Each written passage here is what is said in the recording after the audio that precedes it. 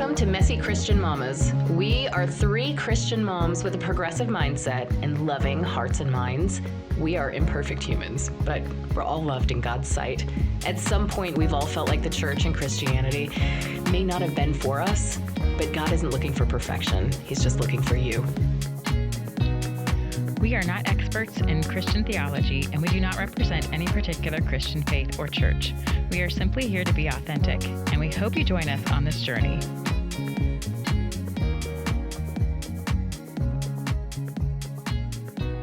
Yes, ready. Welcome back to Messy Christian Mamas. We're so glad that you can join us. We have a really special episode today. We think it's an important topic that should be discussed, maybe even more than what it is. We are talking today about mental health. This is Kendra. This is Kaylee. And this is Ashley. And yeah, so this is a tough subject. There's so many different facets of mental health that we can dig into. And let's state up front, we are not experts on mental health. No. We certainly are not experts. So today our focus is going to be on our own mental health journeys and what has helped us through times when our mental health was particularly challenging. So who wants to start? We'll let Ashley start. Ashley is going to be with us for the first third of this episode, and then because she is a mom of 4 kids and has a very, very, very busy life, she'll be leaving us because she has a kids meeting to go to. So yeah.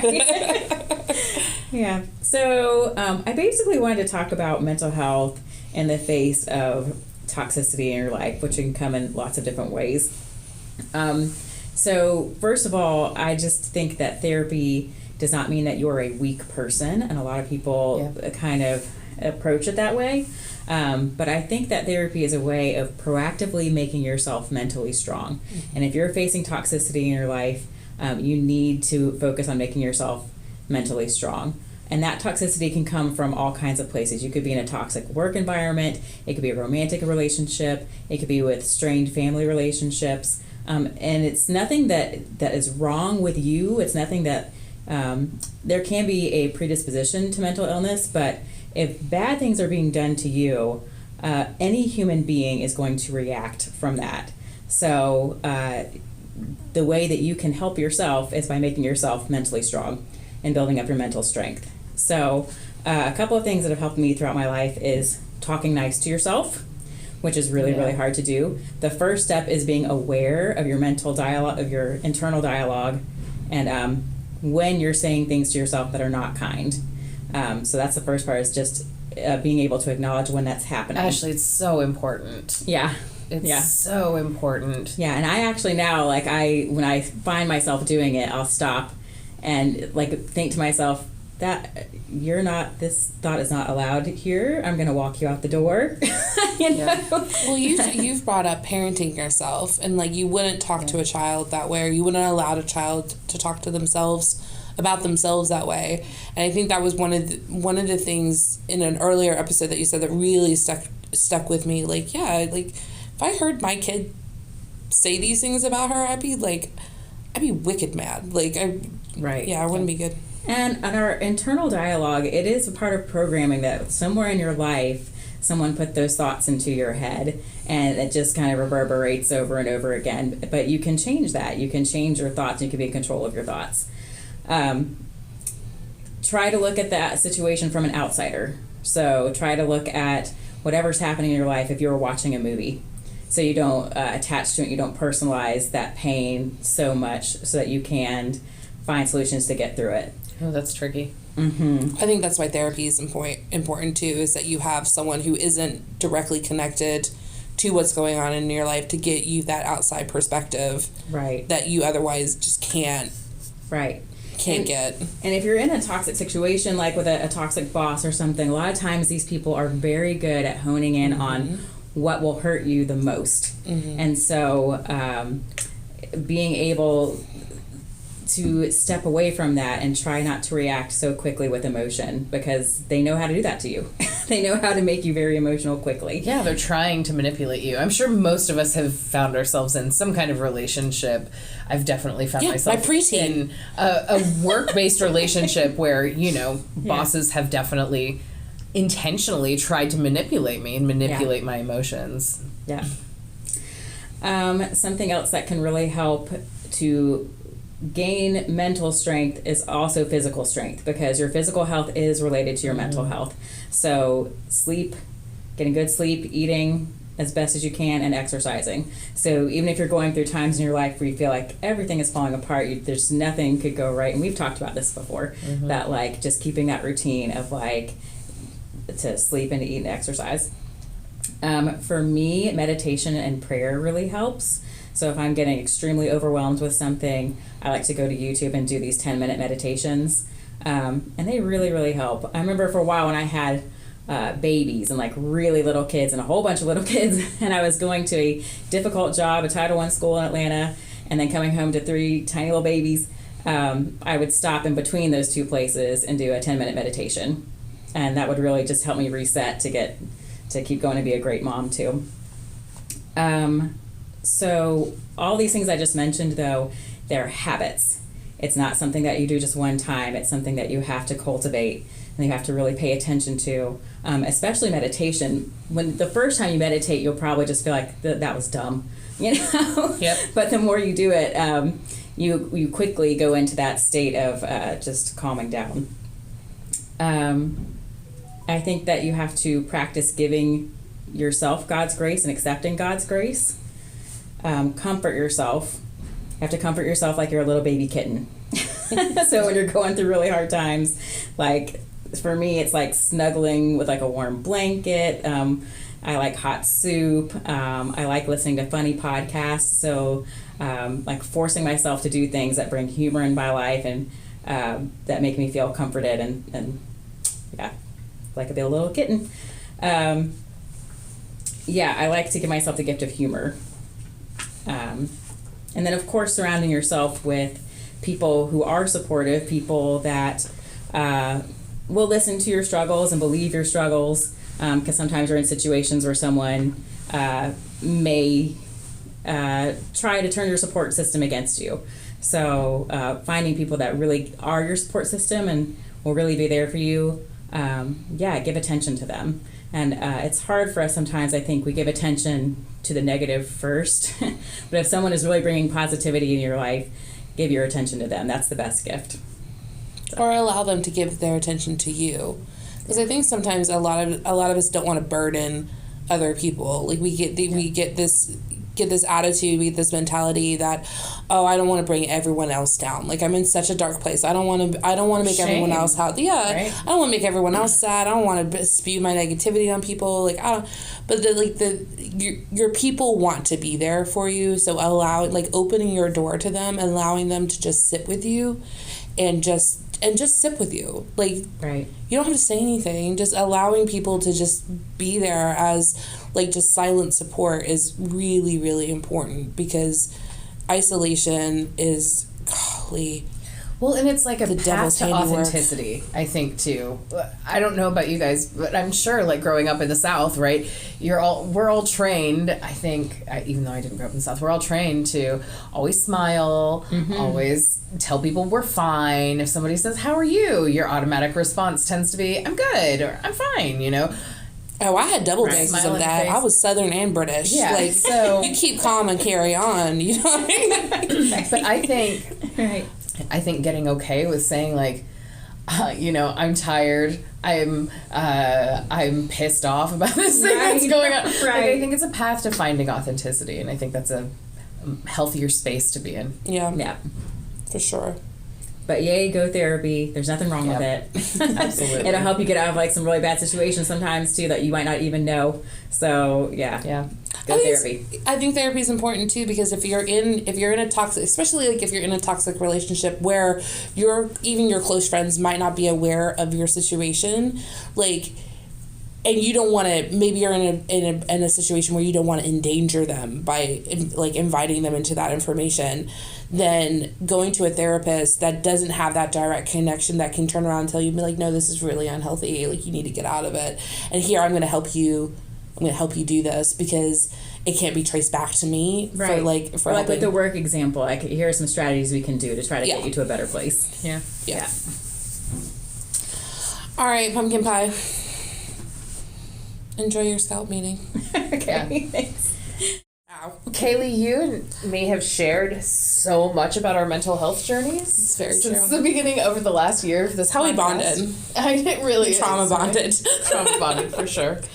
Yeah, I think In different ways, though. Like, our for trauma is very, very different. And I think that helps, too, though, because I think, like, the blind leading the blind, it wasn't going to work in this situation. well, we're such different people, too. We right? are. You know, which is, I think, always good. Yeah.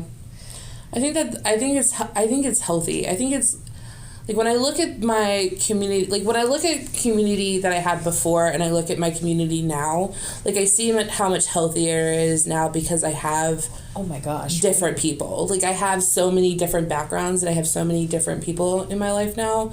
Whereas, like, before I really did surround myself with people, we were all addicts. Like, so, like, I was just surrounding myself with negativity. And, like, we didn't know any better because it's just, you know, we're all in the same boat together, drowning, and just didn't realize that our ship was sinking. But now, like, I'm in a boat with people that are like, hey, you're about to go overboard. Like, you need to rein yourself back in. Well, I feel like the three of us, at least, all came together as friends when it's like we wanted something better out of life than what we felt like we were getting. Yeah. And, like, that's a really good place to start friendship. Yeah. Right?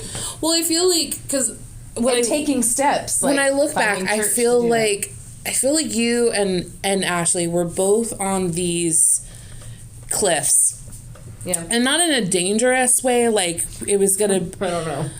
Like, I feel like they kind of turned into that, but I think they were maybe close to forks. You're at major forks in your roads, and they could go one direction. And I think what I bring to that is that I had already gone through my major fork. Yeah. And so it's me going, hey guys, if I survived, you guys can. Like, I get it. Like, it sucks. Like, what you're going through majorly sucks. And it's terrible and it's horrific and it hurts and it's painful. I get all that. But, like, I've been there and I know what rock bottom feels like. And you can't, once you hit rock bottom, you can't go any further. Like, you either stay at rock bottom or you pull yourself up. So, and you allow other people to pull yourself up, you know, with yourself. And I think that's what's important, allowing people, like we just said with Ashley, like allowing people to sit with you, allowing people to be present. That's what they want to be there. I'm reading a book right now called I Haven't Been Entirely Honest with You by Miranda Hart. And she is by far one of my favorite British comedians ever. She's so flippin' funny. And she has been dealing with chronic illness for decades. And you would never have known it because she was never like a visible, like she was never talked about it. And she wrote this book and she kind of goes into her story, and one of the parts in there is just talking about how, like, to just share what you're going through and allow people to show up for you. We're wired for connection. We're wired for love. And so when we deprive ourselves of that through some bullshit way of saying that it's best for us to be alone and not to burden anyone. That is maybe singularly the hardest thing for me. It's as you know. so, yeah. And I know, but that is, to me, that is the enemy telling you that you're better off alone. Like, anytime I hear someone turn around and say, like, oh, I don't want to burden someone, I don't want to put this on them, I think I can just do it on my own, I'm better off by myself. And I'm like, no, that is the enemy telling you that is not true. Like, that is not, like, we are hardwired. It is scientific. We are hardwired for connection and love. And we cannot get better by ourselves. Like, it takes us allowing people to come in and taking that step to be vulnerable and to share. But people want to be there for you. Like, people aren't burdened by that. Like, people who truly love you want to be there with, even if it just means that we're going to sit on the couch and we're going to watch an entire season of Queer Eye together and not say a word to each other. They still want to do that with you. Like, they still want to just share that space with you, and allowing people to share space. Like, I always know when I'm going to Depression Valley when I want to be completely by myself. And that's what I've been, like, the last month. Like, I have had no interest in, like, spending time with people, spending time with my family, spending time with my friends, spending time with my kid. Like, I've had no interest. So I know that, like, I've gotten into that place because I'm not hardwired for that. Like, I am hardwired. I'm an extrovert. Like, I'm hardwired to connect with people. So when I want to be alone, then I know that the enemy has gotten a hold of me and it's like, you're not worthy to be around other people. Like, you brought this on yourself. So, like, you need to wallow and you need to just be, like, don't burden people with this. Like, nobody cares. Like, and that is totally the enemy lying to you. Yeah. I think we're a little bit different there. Not that I think anytime that I am really depressed, I absolutely want to be alone. But me being alone doesn't necessarily signify depression for me as an introvert. Well, because that's how you refresh yourself. Exactly. And that's a lot of 2024 I spent in that place, needing to do a lot of soul searching and just find myself too. I think there's a difference between refreshing yourself and then purposely pushing people away. And I think as an extrovert, like, that's the fine line that I have to walk with my introvert friends, is respect their need for privacy and respect their need to be alone, but then kind of barge through the door when I'm like, okay, enough's enough. Yeah. Like, I get it. Like, you've had your alone time. Like, it's time for me to come in here and rock your ship a little, because, like, you're wallowing and it's no longer reflective. It's no longer healthy. We're now bordering on, you have decorated your pit and I'm here to tear the posters off the wall. Yeah. So I think that's where my fine line walks. And I try to look for clues. I try to look for, like, hints that people are like, you and Ashley are open, because Ashley's the same way, that you guys are open to that. And I won't push until I feel like I kind of need to. Yeah. Well, I will say that I have shared so much more with you and Ashley than I have probably ever shared with anyone else. We're delightful. A lot of it on this podcast, but a lot of it also not on this podcast too. Things that I might not be so comfortable to share on the podcast yet. But yeah, I think I'm so grateful for our friendship. Oh, of course. Me so too. Grateful. It's been such a big highlight of the last year, is feeling like I have people that I can have a level of honesty with and a level of vulnerability and intimacy with that I haven't had in a very long time. Yeah. It's nice knowing that there's a net there. Yeah. Like, I don't feel like I'm doing this, like, extreme YouTube challenge where I'm, like, having to, like, tightrope with no net underneath me. Like, I still might be on a tightrope, but there is a net underneath me. So if I do fall, like, I have people that I can fall into, and who will catch me, or at least attempt to catch me. Like, that aren't just going to stand there and watch me fall and then point at me and be like, well, that was stupid. Like, why did you do that? So I mean, so much anxiety. I think I've experienced anxiety as long as I can remember. Yeah. Like, over the last, at some point, a switch flipped for me last year where I just really wasn't experiencing it anymore, which thank God, I feel like I've finally gotten myself into a healthier headspace with my anxiety. But man, for a very, very long time, most of my life, it really ruled me and how I allowed myself to have relationships with other people. Yeah. Oh, no, for sure. Just that fear of shame, the fear of judgment, fear, all of those things. I mean, I suffered from depression for decades. Yeah. And the anxiety kind of moved in after I had Charlotte Grace, but depression has always been kind of on the precipice. Like, I knew, so I have a metaphor, the pit, a metaphor, and I read this book when I was going through postpartum treatment called How to Get Out of Your Pit by Beth Moore. And it's a brilliant book. Like, if you are going through a dark space, please read this book. It's an amazing book. But she talks about how there are two types of pits. There's a pit that you create for yourself, and there's a pit that someone else has created for you.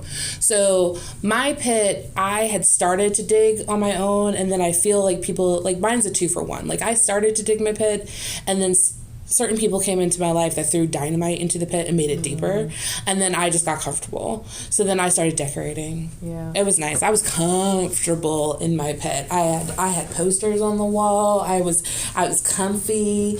It was like, I was like, that was my norm.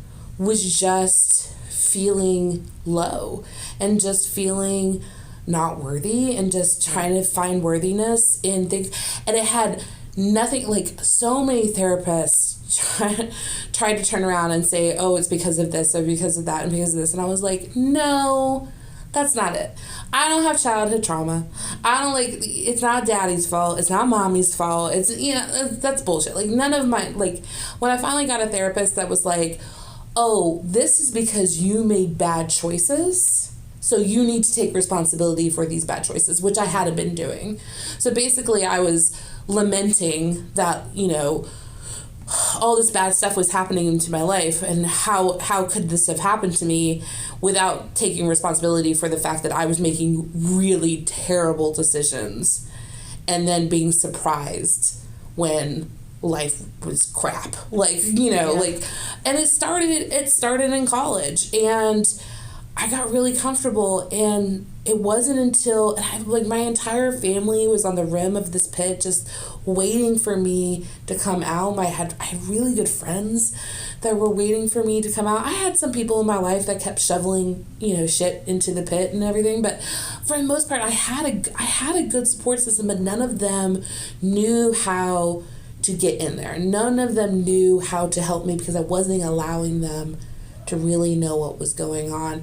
And it wasn't until I came back to faith and I came back to church and I came back to and started getting, like, real therapy that I realized that, like, the only way to get out of this pit was to allow God into my heart and let him be honest with me. Let him give me some of this 100% grace and 100% love and 100% truth and tell me, like, you did this. Like, you are responsible for getting yourself out of this. I will help you, and I will put people in your path to help you, and I will be, like, I will walk beside you every step of the way, but I need you to admit that you did wrong. Mm-hmm. And that's why that story of the woman on the temple steps always resonates so hard with me, because he turned around and he didn't excuse her actions. He didn't turn around and say, like, oh, well, it was fine that you were doing what you were doing. No, he was like, what you were doing was wrong. However, like, I still love you, and I'm still going to support you, and I'm going to still be there for you. So when I try to be that for my friends that I know are sitting in those pits, I don't try to drag them out.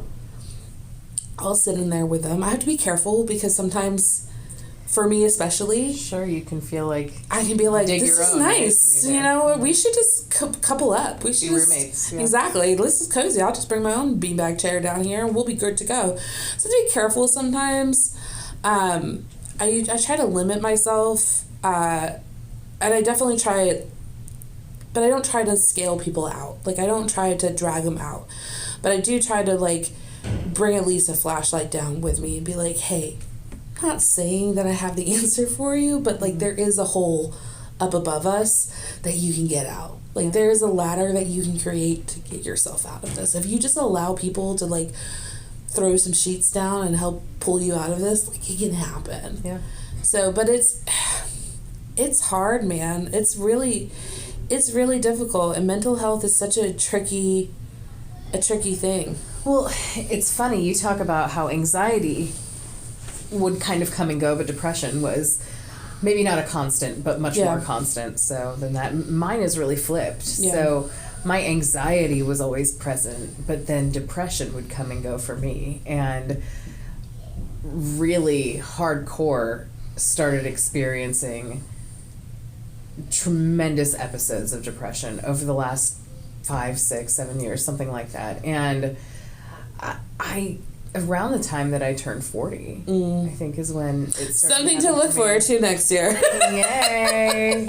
It's a party over here. Can't wait. My depression was, it wasn't necessarily the debilitating kind of depression that a lot of people talk about where they couldn't get out of bed, because I don't know. I hate to say this again, I'm not an expert. We'll reiterate that. Not an expert in mental health by any stretch of the imagination, but I felt like I couldn't just stop. Well, you have so much responsibility. You know, I felt like I had to keep going. And it's funny that you say that. That's something that a therapist told me, right, is that I collect responsibility. Mm-hmm. Like, that was one of my coping mechanisms for my for my anxiety was to collect all of this responsibility. I think that I always felt that I didn't have a foundation of like safety and security. Well, yeah. Well, you know, we know what that stems back to. Exactly. You know, all that childhood sexual abuse, a very traumatic childhood, and instability in my childhood, and all of those things, you know, just created this tremendous need for safety and security. And my way to cope with that was adopting responsibility from every direction that I could. And then I couldn't keep up with it. Yeah, because you're one person. Right. And put such pressure on myself to do it. Could never measure up to what I needed to in my own mind's eye. And yeah, consistently let myself down. And just consistently felt like a failure. Yeah, it's a self-fulfilling prophecy. Absolutely. Bad toxic mental health is what it is. Like, you set yourself up for failure, you fail, and then you're like, well, I'm the worst person on the planet because look at this, I failed. Well, you set yourself up for it. Like, that's something that I'm dealing with currently. I'm like, the depression is a thing. The anxiety is starting to creep in because I set myself up for failure. Like, I made some really poor choices, and now I'm having to deal with the consequences of them. And they're all circumstantial. I know how to solve them. I just don't want to because I'm in this valley where I just have no motivation to do anything productive. So it's one of these things where I have all the solutions on paper. I know exactly what I have to do in order to solve them, but it's going to take so much energy. It's going to take so much just practice on my part and effort and showing up. And that's why I choose presence as my word this year, because I'm real good at showing up at places. I'm not great at being mentally present there. Sure. So, and it's one of these things where I keep doing it, where I keep making these poor choices and then sitting there and it's been 25 years and I'm still sitting here being like, I don't understand how that happened. How did that happen? And then, God's sitting there being like, would you like a list? Would you like a mirror? I can tell you exactly where you went wrong. You tried to be in control. And I keep trying to tell you, you were not responsible enough to be in control. Right? Or just that lesson of surrender too, right? Which is so hard. So hard. It's so hard. That's the second kind of treasure that Miranda Hart talks about in her book is surrender, and just surrendering to the fact that you don't have all the answers. You are one person. You have to give up control sometimes. And feeling the freedom in that too is such a gift. Yeah. As a chronic micromanager and person who needed to feel in control, a control freak, for most of my life, it's been a real feeling of freedom to let that go. Yeah. We don't have a Bible in here. Ashley's going to get annoyed because my voice is about to get very loud on the phone. But I do have a scripture that that Beth Moore actually uses in her book, talking about the pit. And let me see if I can pull it up real quick. Let me get out of my devotion. Let's see. It is Psalms 40, 1 through 3. So it's a Psalm of David. It says, and this is the NLT version. It says, I waited patiently for the Lord to help me, and he turned to me and heard my cry. He lifted me out of the pit of despair, out of the mud and the mire. He set my feet on solid ground and steadied me as I walked along. He has given me a new song to sing, a hymn of praise to our God. Many will see what he has done and be amazed. They will put their trust in the Lord. And to me, that's such a powerful scripture, because it's something that I try to give credit to my faith. I try to give credit to my community, to my family, to my support system as much as I can. Because when people who knew me from before and knew the old Kaylee and turn around and be like, God, you're so different. You've changed so much. That wasn't me. That wasn't just me that was able to do that. And I'm still on that slippery slope where I'm constantly having to hold out my hand and going, hey, God, I'm starting to backslide. Like, I need you to help me out here. I think we all do that. I don't think anyone is ever fully on the mountaintop all the time.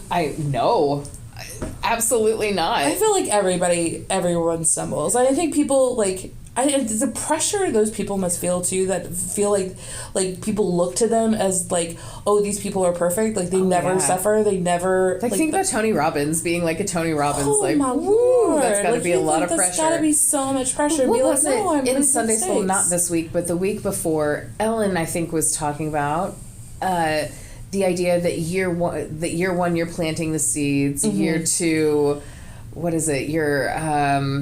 It was like, oh, I can't remember. You're like tending to them or something, and then year three you're harvesting. It was something like that. Like, it's not something that happens like right away. Yeah, and I think you can't always be on the mountaintop. Like, there's so many other jobs you have to do. And I also think that's an important thing as Christians to let people who are not Christians or who are new, like who are Christian, who are like, well, you're a Christian, so you should just be happy. You're saved, so you should be happy. I'm like, that's not guaranteed. Like, there's nowhere in the Bible. Jesus says that we're going to suffer. Like, I mean, he never says that we're going to have a perfect life. He says that we're going to suffer, though. I mean, he's very clear about that. Yeah. So it's one of these things where it's like, my faith isn't weaker because I'm going through depression. It's stronger because I'm handing that over. Like, I'm counting on him. I'm depending on him to help me get through this. Yeah.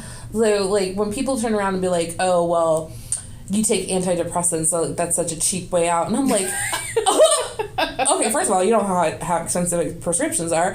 Secondly, like, if you had heart disease, like, you wouldn't not take your blood pressure medication. If you had diabetes, you would take insulin. Right. So if you have a mental illness that is chemically imbalanced, that is biological, why on earth? That is disrupting your ability to live a healthy life. Exactly. How about that? Yeah. And I'm like, nowhere in the Bible does it say that you can't take antidepressants. Like, doctors and medicine are biblical, or like, are God-given gifts. Like, they are, like, they're revered. Like, Jesus, like, Paul goes to Timothy and says, hey, your stomach hurts. Like, you need to take some medicine. Like, you're going through a tough time right now. Like, you need to stop having this holier than thou attitude and, like, relax and chill out and take your meds. Like, I'm sorry, if crazy Uncle Paul is telling us that it's okay, then we're good. Like, this whole judging, I mean, we talked about it in the last episode, this whole judging coming from this holier than thou attitude, especially when it comes to mental health, is so detrimental, and it's so dangerous to use God as a weapon and to use Christianity and faith as a weapon. It can be really difficult in a church too. Yeah. Which is why I am very, very happy that we are in a church that is so accepting and it is so welcoming. And I can't see anyone in this church turning around if any type of mental illness came to fruition. Like, if anyone's mental illness became public and they were revealed to be on antidepressants or anti-anxieties, I can't imagine anyone in this church turning around and being like, well, you're just not Christian enough. You're just not praying enough. I definitely agree with that. I think, though, that in any church there are symptoms of that same issue that still exist. Like, just the idea of authenticity, I think, in any church can be a challenging concept. Like, being totally honest when sometimes that's not the positive thing. Yeah. There's so much toxic positivity that can take place in a church that I think is not really serving the greater good. Oh, no. And that's, I think, culturally that can be a challenging thing to exist in when you're not feeling like you're in a positive space. Well, yeah, I think anyone who's turning around and saying, well, you just need to pray harder, you just need to come to church more, you just... everything's going to be just fine. Just focus on the good things in your life. Yeah, there's always a silver lining. Well, sometimes there's not. Yeah, like, sometimes it all feels shitty. There's a family in our community right now whose house just burned down out of nowhere. They're 4 kids, house just burned out of nowhere. Like, I'm sorry. Like, yes, the entire community is showing up for this family, and they're showering them with love and support and comfort, but it doesn't take away the fact that they just lost everything. They get to be sad about it. Who did that happen to? So, not in our church community. So, a nurse that actually works with my sister, it was over the weekend. It was like just this, she was on, they were all had to stay over because the roads were so dangerous. Georgia got our weird snowstorm that we had for the first time in 8 years. And she got a call from her husband and just said, our house is gone. They weren't there. The family wasn't there, thank God. They are staying with her mom, so they do have a safe place to stay.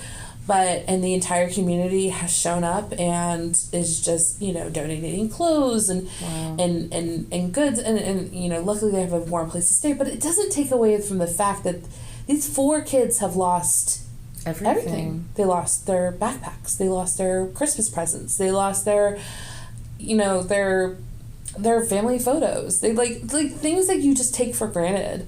Like every single, they have none of it left.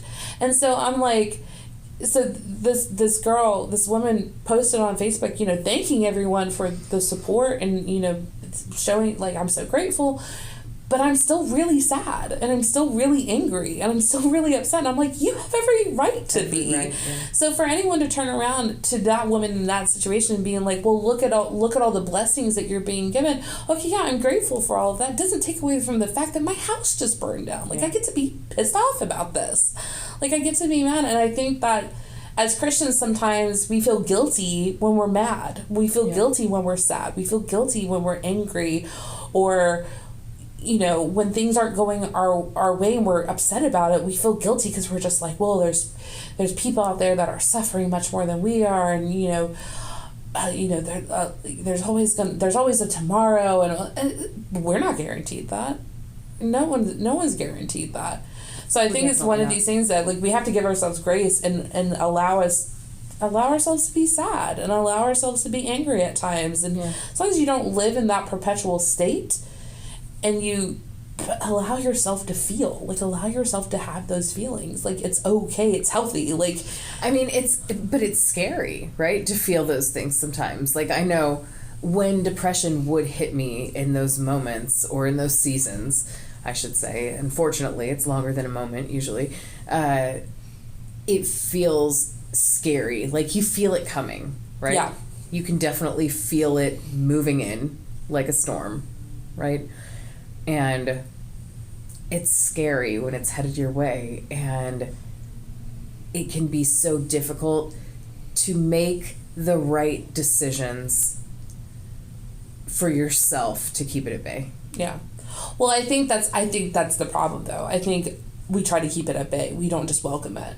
Yeah. Because, like, I used to fight depression all the time and just try to keep myself busy and disassociate and just try to make really unhealthy choices. Mm-hmm. Try to it's gonna come.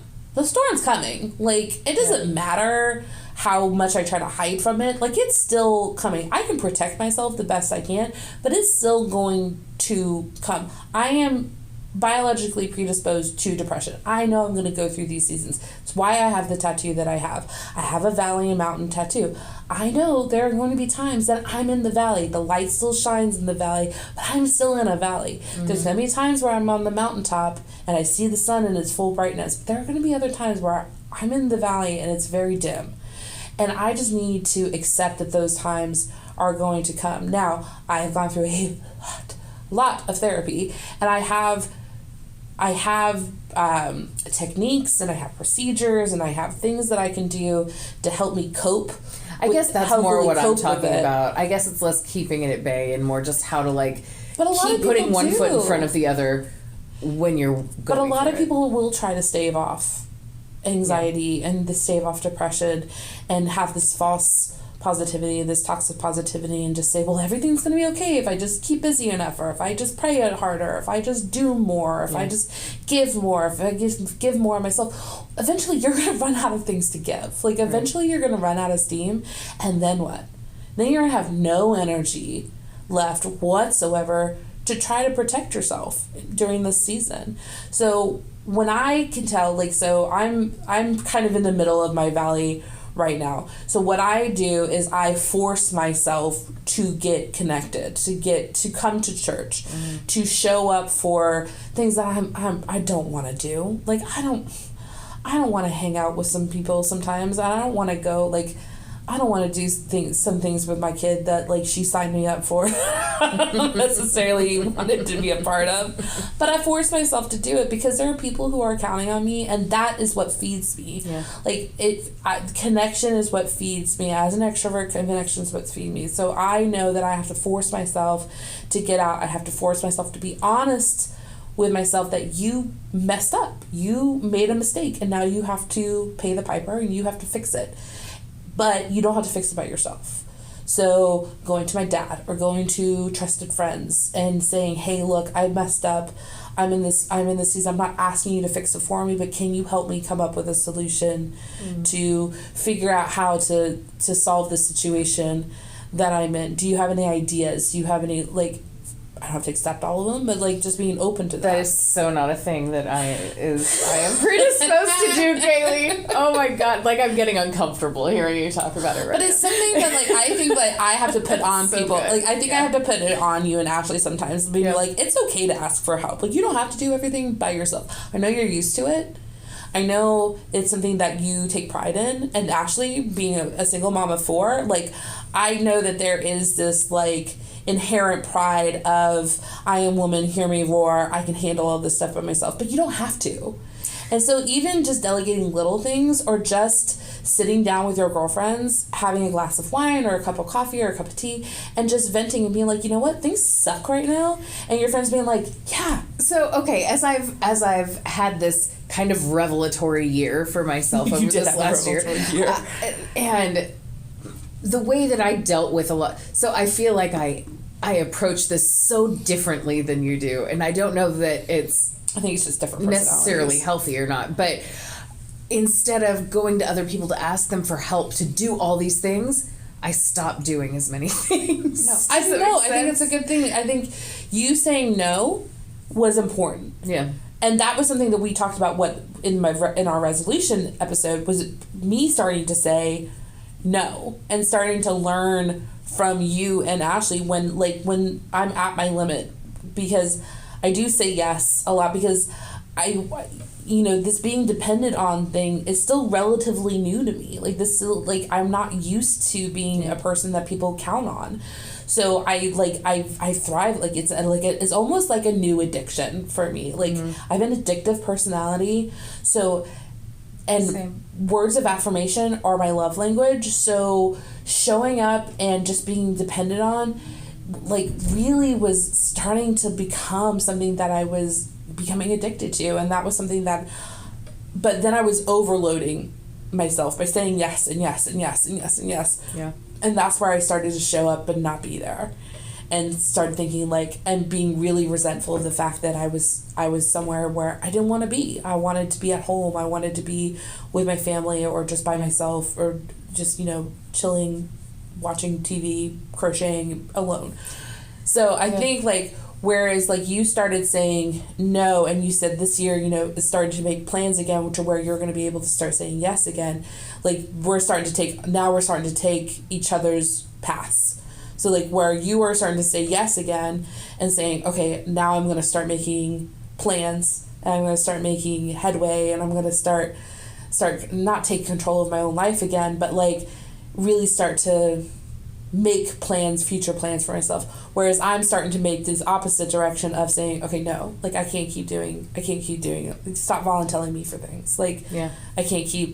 Don't sign up for any more stuff, Charlotte. I can't. Yeah. I can't take any more. So, like, we gotta keep going to these different directions. I think it's healthy. I truly am so excited about the things that I'm, like, there's just all these things that are sort of coalescing in my brain right now. Like, seminary is only, like, a small part of it, and I'm so excited about what the future holds. Yeah, you've got all these little chemistry experiments that are just starting to bubble and boil, and It's feeling good. It felt solutions. kind of crazy at first. I was like, Well, it's overwhelming. I mean, you planted a ton of seeds, though. yeah. So to start to see, like, it's gonna feel a little overwhelming to start to see multiples of those seeds start to become seedlings like all at how the they same all- time. How they're all going to grow into the same plant, you know? Yeah. Same tree. Hopefully it maybe. becomes like a nice bouquet and not, this like entangled thorn bush, like Sleeping Beauty briars. Like I think I think is where you are going to have to turn around and accept help and be like, I cannot do all of this on my own. Like I'm gonna need someone to help with Olivia. I'm gonna need my husband's help. I'm going to need my child's help. I'm going to need my community's help because I am not going to be able to tend all of these crops by myself. Oh, yeah. I mean, even making the decision to hold off on seminary until fall of 2026, I was so upset approaching that decision. And then finally, when I was like, I mean, God, you're telling me in every direction. This is the thing that has to happen. And it's okay, because now, this year, I'm able to make time for fun. Yeah. Which is something I didn't do last year. That was not on the agenda last year. You tried a lot. We tried a lot. I know. Although this year now I'm like, I'm not having fun. You guys go have fun. I'm gonna stay home. Be by myself. Like, I'm working on an actual band. Like, there's a group of us that are putting in a band together to go do gigs together. I am so excited about this because I really loved excited. when you did open mic night. It was like such a fun experience, and I was just so proud of you. And like, because again, I have no musical talent whatsoever. So, but I love music. So I love hyping up people who have talent. Aww.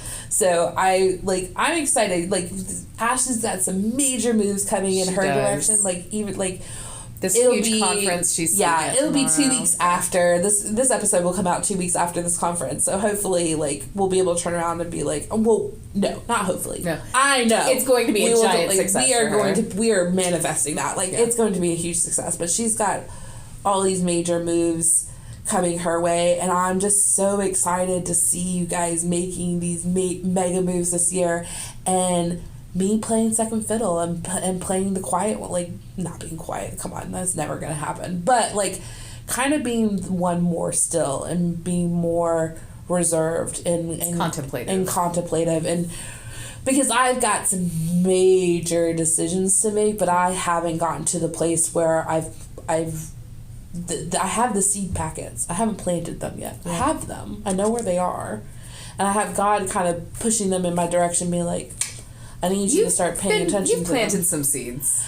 Yeah, but I haven't tended to them. Okay. At all. And I think there's some major, I know I'm going to have to make some major decisions soon. And they're so scary. And they require so much energy that I just don't possess at this moment.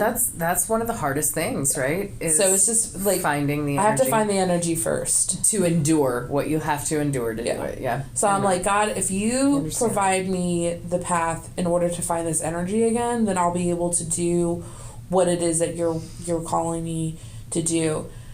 If that's what you're really calling me to do. But I do know that you're calling me to get off my ass and actually start doing something and stop moping, like, and disassociating. And, like, I know you don't want me opening my gates to everyone anymore, but, like, I need to start paying attention to the people who are in my gate right now. I just haven't been doing it. It's also really hard when I have a preteen who has an attitude the size of Montana. Oh, the hormones. The hormones are a lot. That brain chemistry, I tell you what, like... It's a lot. Leah Morgan has this whole thing about how daughters, like, they're so sweet and everything like that, and then, like, God purposely just makes them mean so that you're ready to give them away. And I'm like, I mean, like, this is insane. Like, I'm like, God, like, if this is a test... then I'm going to need you to give me a Cliff Notes version on how to handle this, because I don't have the answer key. For real. So I have a question for you. What do you think about the concept of people being broken? I see it as that kintsugi thing. I do believe people can... I believe you have to break. I think in order for the light to come in, you have to break.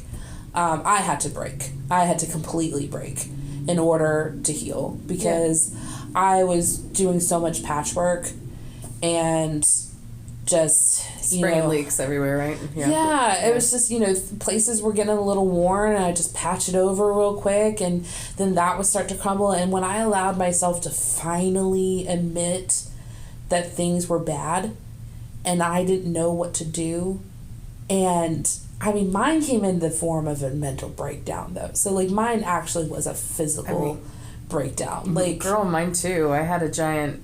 It got really dark in December of 2023. Yeah, for me. I mean, I was taken to.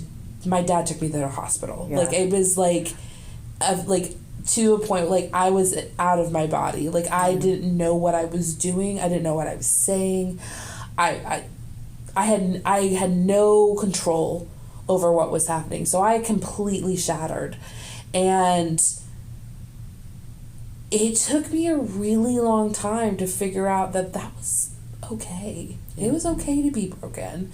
And I think a lot of people want this quick fix where you just epoxy yourself back together and super glue yourself back together and don't allow the curing process. How are you going to allow God in if you don't? Exactly. Right? I mean, God bless the people who don't have trauma. I know. I'm so happy for you. I'm not the least bit jealous. I don't understand what that existence I'm like, feels that's like. So great. Like, so happy for you. But, like, that's fantastic. If you've managed to get through life without any huge bumps and bruises, then great. But everyone gets a little battered. Yeah. And I don't think every Christian out there has had to break in order to be a true Christian. But I do think for those of us who have gone through traumatic things, if you really are going to say that you are healed, then you have to admit that you were once broken. Yeah. And that it's okay. It doesn't make you a weaker person. And I think a lot of people don't like to admit that they've been broken because they see it as people are going to take advantage. People are going to take advantage of that. And I'm like, well, don't let those people in your life. It's easy enough. I agree with that. There's a scripture that brings me a lot of peace, I think, that just helps me, like, refocus my brain whenever I get into, I don't know, moments where you're feeling stressed or disconnected. Maybe it's disconnected, I think, is probably the right word for me these days.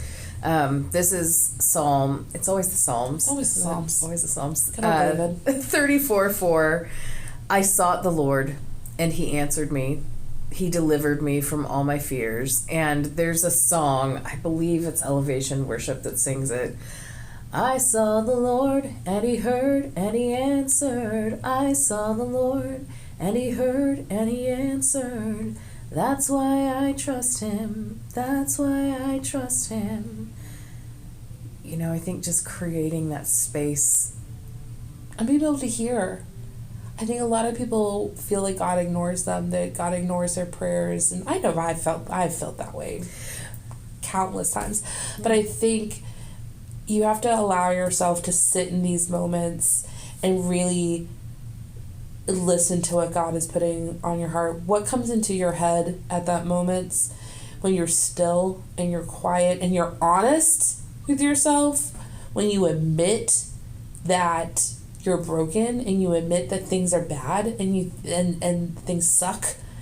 I think when you're in those moments and you really open your heart, God isn't going to let the enemy in there. He is going to swoop in there so fast and be like, this is what I was waiting for.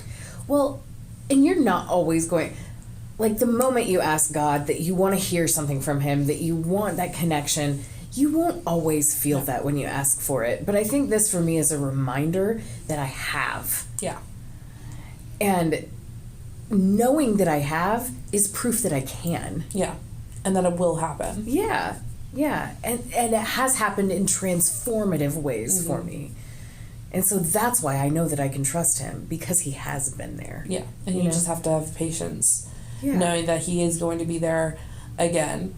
And it's timing. God's timing makes no sense to us, but it is divine timing for a reason. But when you look back on it, you're like, oh. You're just like, God, it made so much sense. Like, that's why that happened. I get it. And that's what, like, honestly, God's timing is what gets me through moments right now. Like, extremely stressful moments that I'm dealing with, like, right now where I'm just like, I really don't know what I'm going to do. And then I just, like, you know what? I've felt this way before. Yeah. And it's taken some time for me to look and to get away from that situation and then look back and be like, okay, I get it. It makes sense. So, like, I know what I'm going through right now sucks. And I know that, like, it doesn't make sense to me and I don't know what I'm going to do. But I know there's going to be a time in my future that I'm going to look back and be like, that's why. Yeah. That's why I had to go through that. Because my pregnancy, my addiction, my mental breakdown, my therapy, me losing the friends that I've lost, both just through ending relationships or actually physically losing people in my life. Like, I look back and I'm like, okay, that led to this. That's why when people ask me, do I have any regrets? I say no. Because people look at my life and they're like, surely you have regrets. And I'm like, okay, I get why you say that. Harsh, but I get it. But I don't know what decision I made that led to me being here. Yeah. So, like, if I am given a time machine where I'm able to go back and change decisions I made in high school or decisions I made in college or decisions I made in my early 20s, late 20s, early 30s, like, I don't know what decision I made, what choice I made, what bad choice or bad decision I made that led me to being here in this moment right now. Like, with sure, all you the can look blessings I back and have. you can say objectively, like that was bad. That was not decision. a good idea. I could have made a better decision there. But would I change it? But I am who I am. Yeah. I am who I am. I turned around and I said, I wouldn't suggest it.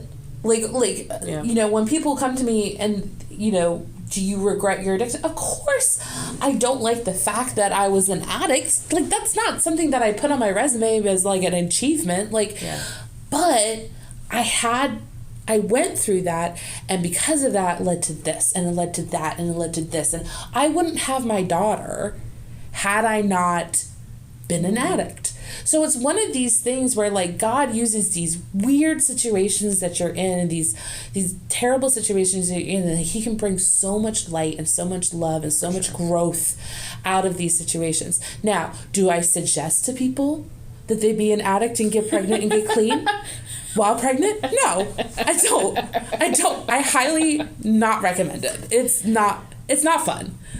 But when I meet people who are addicts, I turn around and say, this isn't who you are. Like, this doesn't define you. Like, you are more than the meeting that you show up for. Yep. You're more than your mental illness diagnosis.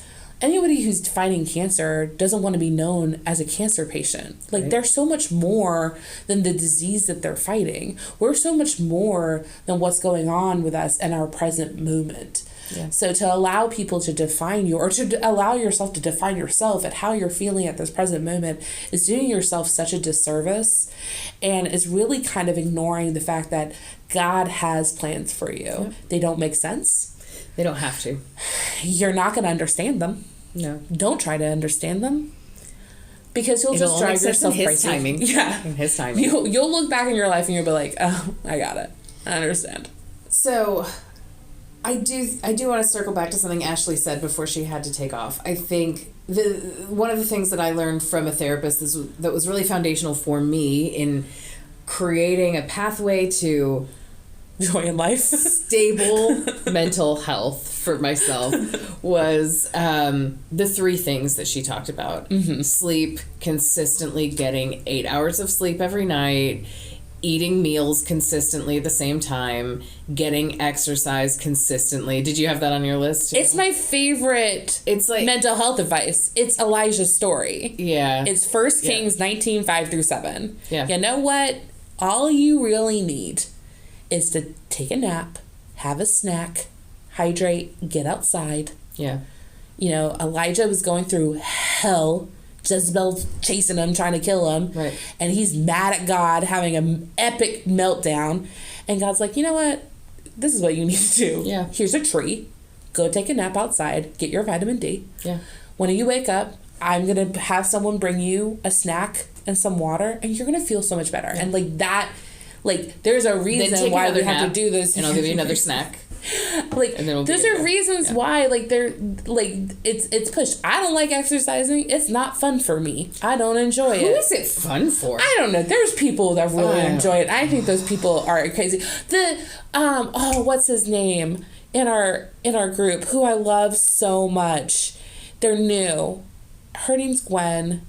I don't know. I can't remember his name. Yeah, I don't remember his name. He ran marathons for years and years and years and years and years, and then had a stroke and, like, completely lost his ability to walk and really had to struggle, and now is able to walk and talk, and he's such an inspiring guy. Absolutely. But he loved running marathons. Yeah, I don't know. I pray for those people. Like, I'm like, this is painful. Well, 2 more ingredients that I found to be really helpful once I had those 3 things under control. Eating, snacking, sleeping, and exercising, hydrating, were a hobby or something that filled my cup. What is your hobby? Singing. Well, yeah, for me is a big one. But then also, like, there are other silly things, like I love Star Wars. Watching Star Wars movies. You love a puzzle. I hardly ever do, honestly. I think you need to do a puzzle. I know, but I need to find space to do it in my messy house. Because guess what doesn't fill my cup? Cleaning my house. Oh, no. It's the reason why my car is such a mess.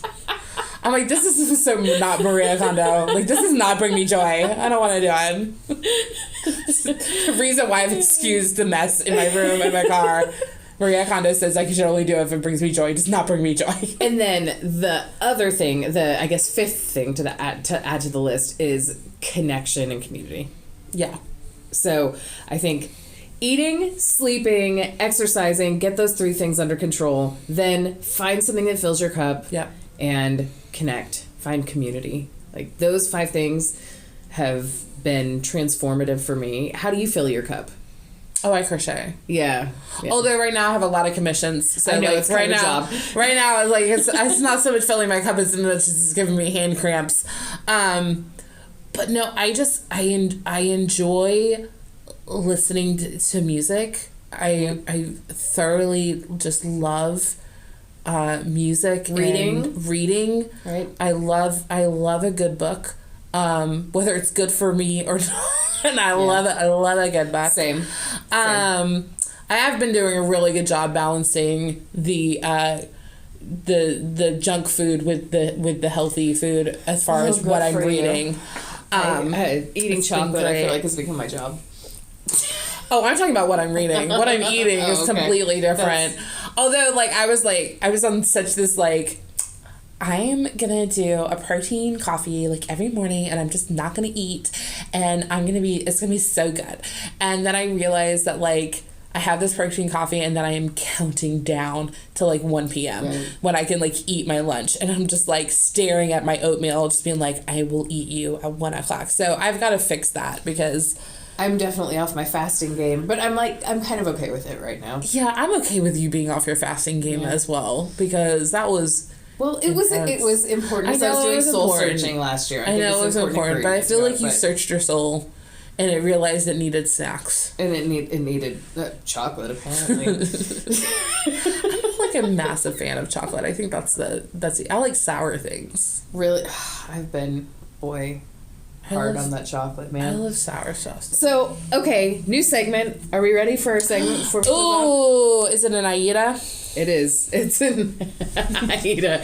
AITA. Messy Christian drama. Here we go. I need you to figure out a song from Aida that you can sing when we do this segment.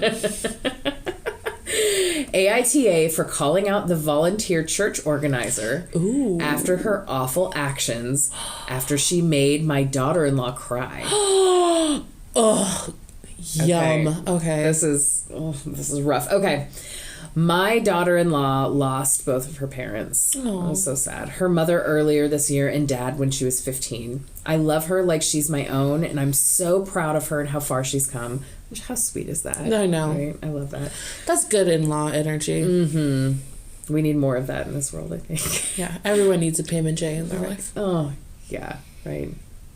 I am very involved in my church, and we were planning an event for moms and kids. It coincided with my monthly sack lunch ministry for seniors. So in the morning, we'd all make the lunches, and then we'd do other things. Make friendship bracelets, run around, grill, tie-dye, etc. My daughter-in-law is not religious, but she does like to give back, so when I invited her, she accepted. We got the lunch supplies and she helped with the lunches. She even offered to go deliver them to the organization we work with since she has a big car. This is when church organizer Kathy started an issue. Kathy. She thanked my daughter-in-law and said that would be all we needed from her all day and she can go home after. I said, no. Daughter-in-law is here to spend the day with me and have fun with everyone. Kathy had the gall to make an ugly face, and she said, she's not anyone's daughter.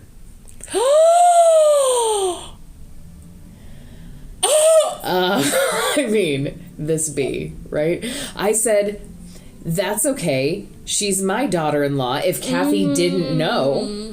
Kathy made another ugly face and said that didn't count. And she even said that she didn't belong here, which ruffled my feathers.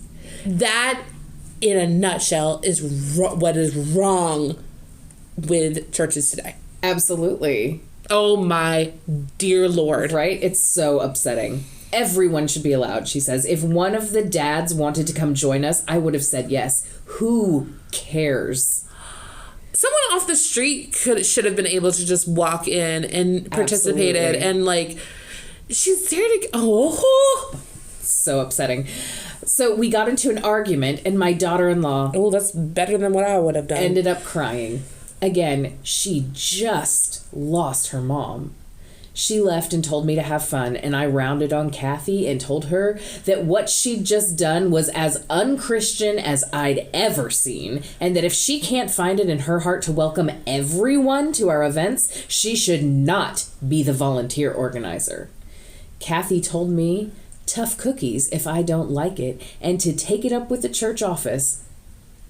Which she did. And a few other members overheard, and as I got ready to load up my van for the sack lunches, a few helped me and got to talking about how awful Kathy has been. After I left, they all cornered Kathy and said they would all talk to the church office.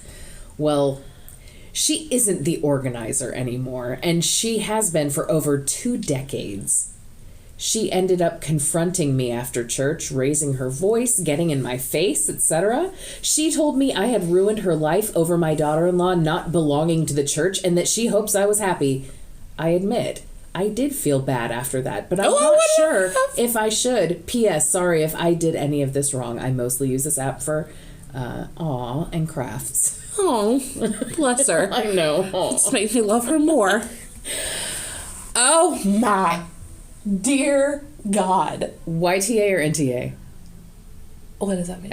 Yes, the a-hole or no, absolutely not. NTA, absolutely NTA. Oh my Lord. Can you imagine? Can you imagine?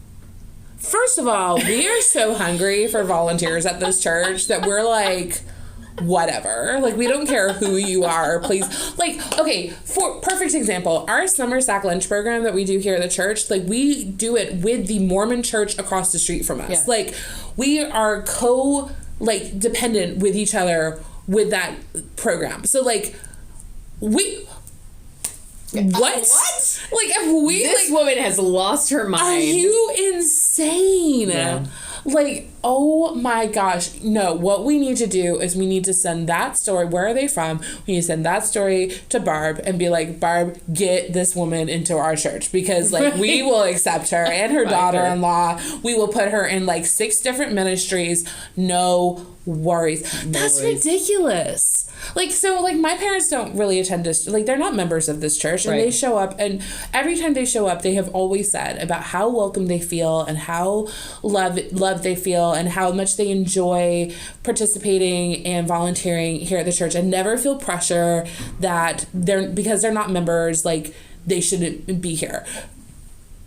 Oh my God. It's so upsetting. I also love like how calm these people are in the moment, because like I'm not healed that enough. Like, if I had been there and I had heard the situation, I would have turned around so damn fast.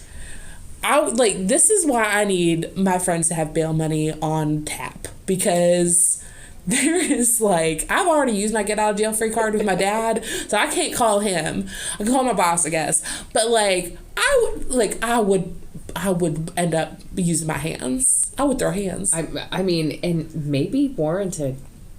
I would turn around, maybe warranted. Well, as soon as you say the word Catholic, the Cathys that we have here at our church, we love them. They're the most wonderful, volunteer women ever. We have a Cathy here at our church that pretty much is a volunteer organizer, and I can't imagine what she would do if she heard another organizer say something like that. She would throw hands. She's a little lady, but she would throw. She's from New Orleans. She's from New Orleans. She would throw hands. There's no way. Oh my, the audacity. So one of the most popular comments here with 9,000 upvotes. NTA, they say Christians should ask themselves, what would Jesus do? Well, I think the gospel narratives are pretty clear. Jesus would have flipped his over this sort of nonsense in his Father's house. This is the sort of behavior that gives Christianity a bad name, and it speaks to Cathy being the sort of wolf in sheep's clothing that Jesus warned his followers to beware of. 100%. People who would come and use his name to cover for bad behavior. Jesus welcomed all. Under his teachings, no person can be said to be not anyone's daughter or son, because Jesus specifically and repeatedly taught that all people are the daughters and sons of God. And how can a daughter of God not be welcome at an event in her Father's house? Ooh, I would print that response and I would have it blown up as a poster and put on the typical seat that Cathy sat at during service. Cathy ruined her own life by putting her desire to exclude before her faith. Cathy doesn't need to be organizing any church events until she gets herself right with God and Jesus and learns to be a good representative of the faith she claims to hold. Right now, she's pushing people away from the church by being nasty and claiming nastiness in the name of Jesus. Way to be a warrior for your faith by seeing to it that a wolf in sheep's clothing was removed from a position where she was causing damage. I mean, great comment. Great comment. This person responds louder to that, for the people in the back. There is no hatred like pseudo-Christian love. Seriously. I mean, seriously. That was something that we talked about in Sunday school about corruption, Christian leadership with corruption, and how it's so tempting to use to do things in God's name that God and Jesus are literally, and the Holy Spirit are literally sitting there being we did not say that. We did not condone that. We did not. And that is why I'm just get my name out of your mouth. Yes. What are you doing? Did you completely ignore all the words in red? What is your problem? I know. It's so, but I'm so happy to see that they removed her from that position. Oh yeah, because then I would have flipped tables. It can be really hard for a church to do that, right? Because it's but I think we're really spoiled because we are in a church where our pastor has flip tables over things like that happening. I'm talking about the instance that happened with the family that visited the racism. I can't. Yeah. I can't imagine. I can't imagine going to any of our church leadership and saying, hey, this happened. Are you okay with it? And then being oh, well, tough cookies. Well, let's check in on here and see what's going on. Yeah, I know. I mean, even if you're having a bad day, you excuse yourself. Right. And say, you know what? I'm going to sit this one out. Yep. Well, on that note, I think we all agree. Let's close this out with a prayer. But one thing right before we do, one of our friends of the podcast is Brenda Adams, who we had on the podcast. She has been in the storm, man. She has been sick herself with a variety of different things, still cancer-free from what we understand. But her husband, Johnny, has been, he had surprise open heart surgery about a week ago. And there were some complications. Sounds like he's doing a lot better right now. But our hearts are with them. Exactly. And we are just, I know in my household we're praying every single day that For our redneck Santa. health returns back to them. Yeah, redneck Santa. Our redneck Santa. Absolutely. We just love them so much. So, Brenda, if you're listening, we love you guys, and we are really praying for recovery on all fronts. Well, let's close ourselves out with a prayer. What do you say, Kaylee? You want to pray? Nope. No? Okay. Here we go. Lord be with you. And also with you. Oh, Lord, we are so grateful to you for giving us the providence that truly only you can provide. That in the moments when our mental health is most challenging, that we know that we still have a connection to you. We know that we still have a Father, and that we are your children, Lord, and that we have the gift of prayer, the gift of your word, that we can use those tools to help find ourselves in the midst of those really difficult moments. Please, Lord, help to remind us and ground us in the promise of our salvation through your Son. We pray these things in your holy name, in the holy name of your Son, Jesus. Amen. Amen.